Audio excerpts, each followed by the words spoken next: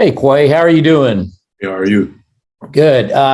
Listen, yeah, we've been hearing all preseason, or I have at least, that Quay has been banged up. But obviously, you're able to stand there tonight. What has been the nature of whatever injury you might have had, and how are you heading into this game? I haven't had any injury at all. I've just been, practicing like everybody else. 100% just like everybody else, just working and trying to get better. That's all. Lean up into the game.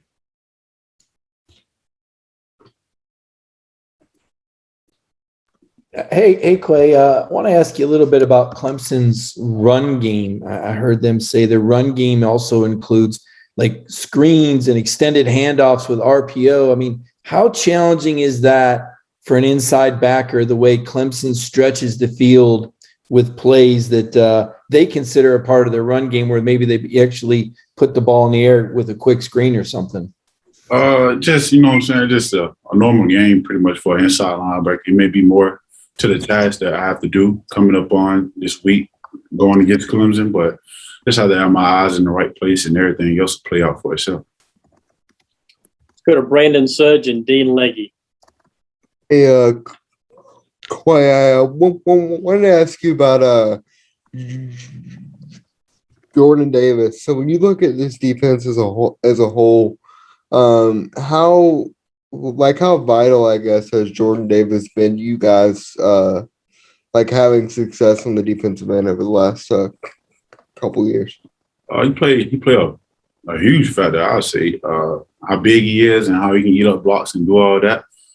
Especially for me, he makes things way easier for me by him just lining up in front of me. So whenever JD's in front of me, I ain't too much really got nothing to worry about, to be honest with you, the way he eat up blocks. So I'm just happy to have him, to be honest with you.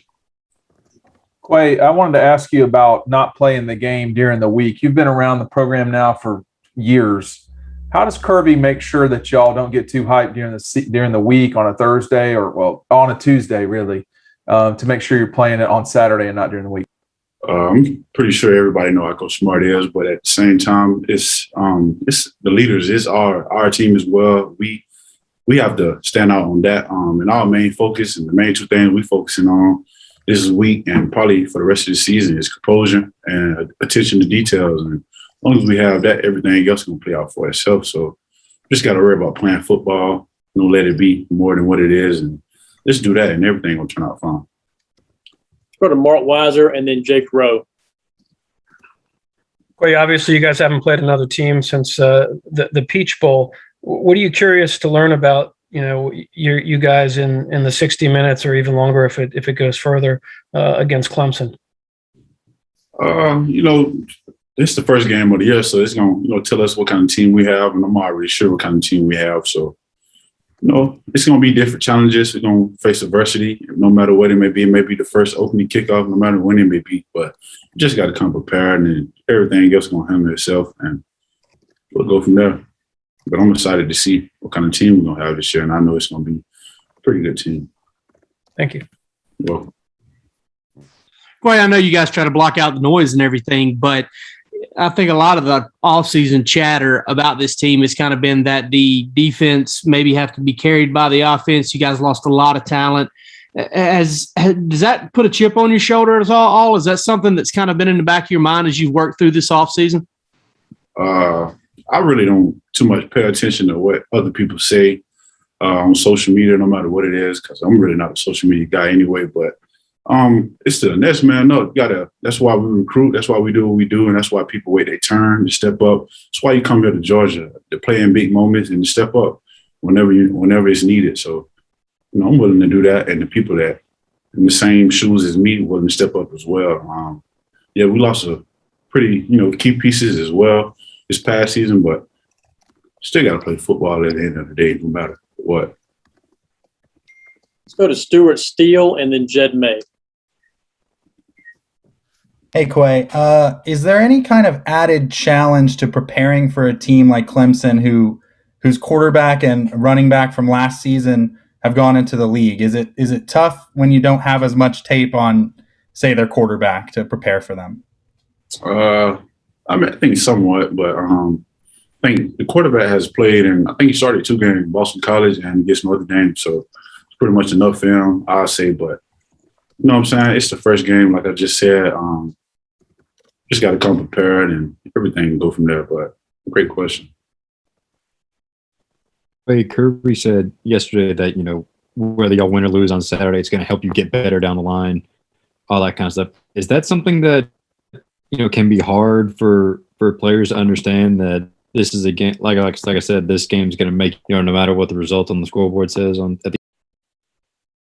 Oh, can you say that again for me? The last bit of the question, I ain't hear you. Yeah, just is that something that, you know, can be hard for players to sort of take to heart, the fact that whether you win or lose, this is a game that's going to pay off for y'all down the line? Yeah, I think going out there, no matter what we do, as long as we leave it out there 110%, win, lose, or draw, whatever it is, we have to just, you know, be fine with that. But it's a very big game. We can't make it no bigger than what it is, even though it's the first game. So that's pretty much it, to be honest with you. Let's go to Davis Baker and Connor Riley.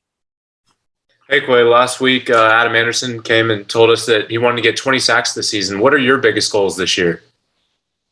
My goal is just to help lead my team, and anything else to come. I don't really pay no attention to individual goals. I'm a big team guy, so just win a game, man. Want to know every week, paying attention, just try to do our best each and every week and come out and get the W.